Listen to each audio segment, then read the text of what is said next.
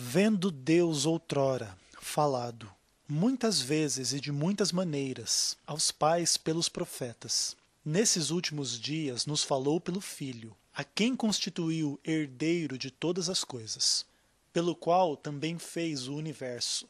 Ele, que é o resplendor da glória e a expressão exata do seu ser, sustentando todas as coisas pela palavra do seu poder, depois de ter feito a purificação dos pecados, assentou-se à direita da majestade nas alturas. Hebreus 1, versos 1 a 3.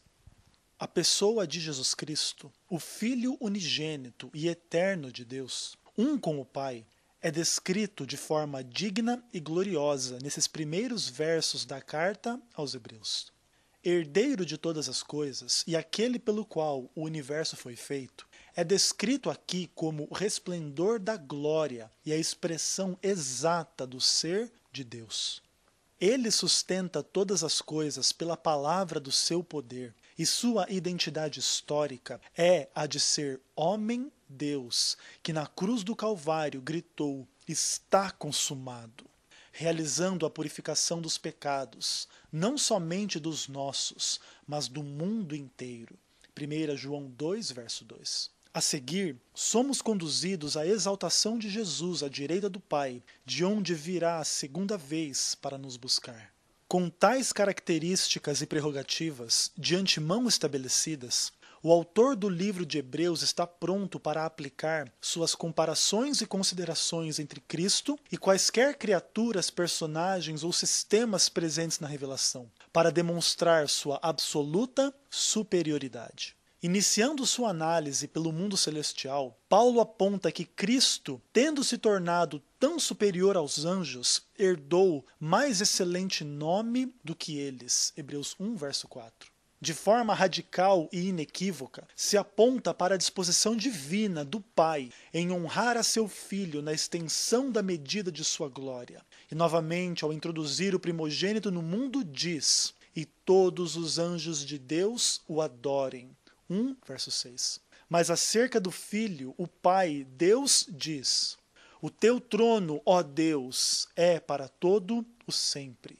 Hebreus 1, verso 8. "Assenta-te à minha direita, até que eu ponha os teus inimigos por estrado dos teus pés." Hebreus 1, verso 13. Tais indicações de suprema dignidade e de identidade divina de Jesus Cristo e sua inquestionável superioridade aos anjos são testemunhas maravilhosas da glória do Senhor e Salvador. E o texto de Hebreus continuará sua tarefa de exaltar a Cristo dizendo: "Por isso, santos irmãos, que participais da vocação celestial, considerai atentamente o apóstolo e sumo sacerdote de nossa confissão, Jesus, o qual é fiel àquele que o constituiu, como também era Moisés em toda a casa de Deus. Jesus, todavia, tem sido considerado digno de tanto maior glória do que Moisés, quanto maior honra do que a casa tem aquele que a estabeleceu. Pois toda a casa é estabelecida por alguém, mas aquele que estabeleceu todas as coisas é Deus." Hebreus 3, versos 1 a 4. Em uma comparação ousada entre o maior líder humano de Israel, Moisés, e Jesus, o autor de Hebreus demonstra uma cristologia madura e radical.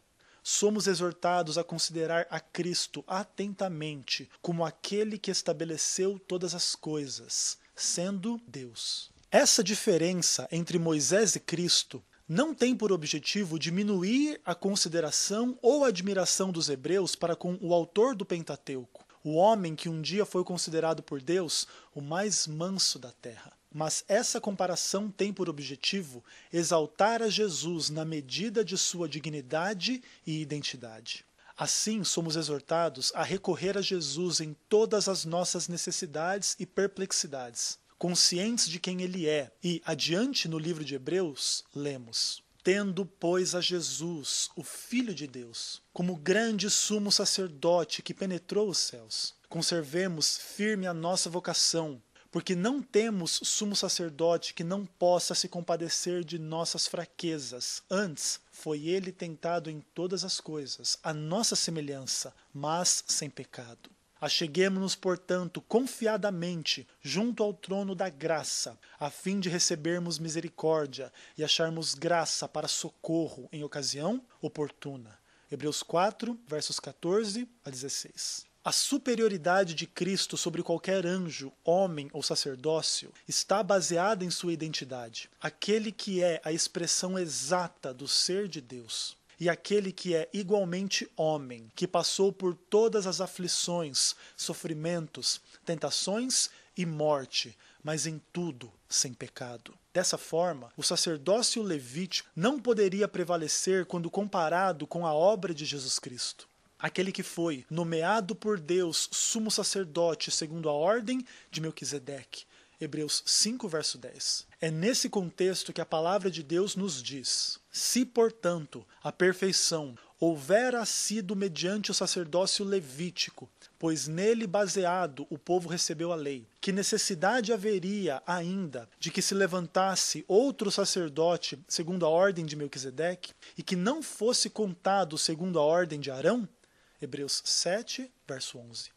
Cristo é nosso sumo sacerdote segundo o poder da vida indissolúvel. Hebreus 7, verso 16. E introduziu esperança superior à esperança que advém da lei, pela qual nos achegamos a Deus. 7, verso 19. Confiantes de que Cristo pode salvar totalmente os que por ele se achegam a Deus. 7, verso 25. Porque a lei constitui sumos sacerdotes a homens sujeitos à fraqueza, mas a palavra do juramento que foi posterior à lei constitui o Filho perfeito para sempre. Hebreus 7, verso 28. A fraqueza do sacerdócio levítico e da lei, aqui expressas, significam que a redenção, da qual o ser humano carece, não poderia ser conquistada pela lei, ou por um sistema de redenção terreno, na morte de animais cujo sangue era manipulado por homens, sujeitos às fraquezas do pecado.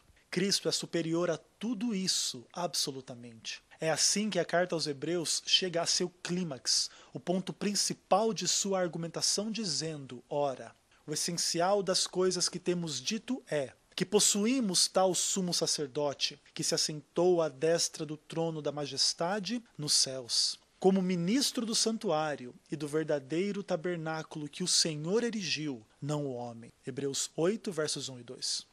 Aqui vemos que Cristo é sumo sacerdote superior, que ministra num santuário superior. Cristo supera o sacerdócio levítico terreno, assim como o santuário celestial, não feito por mãos, é superior ao santuário terrestre. Agora, com efeito, obteve Jesus ministério tanto mais excelente, quanto é ele mediador de superior aliança, instituída com base em superiores promessas.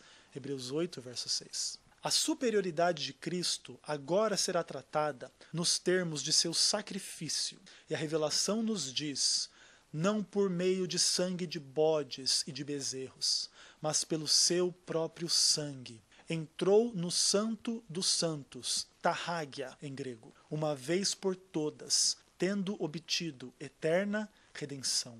Hebreus 9, verso 12. O sangue de Cristo é infinitamente superior ao sangue de animais e poderoso para purificar a consciência do pecador, para que este seja habilitado a servir ao Deus vivo. Hebreus 9, versos 13 e 14. O autor continua sua argumentação de que sem derramamento de sangue não há remissão. 9, verso 22. E conclui que Cristo se manifestou uma vez por todas para aniquilar pelo sacrifício de si mesmo o pecado. 9, verso 26. Porque com uma única oferta aperfeiçoou para sempre quantos estão sendo santificados. Hebreus 10, verso 14. A redenção eterna, realizada na cruz e aplicada no santuário celestial, nos faz nos aproximar de Deus com coração sincero e em plena certeza de fé, com um coração purificado de toda má consciência e com o corpo lavado com água. Assim somos estimulados à perseverança, ao amor e às boas obras, tanto mais quanto vemos que o dia se aproxima. Ora, vem, Senhor Jesus.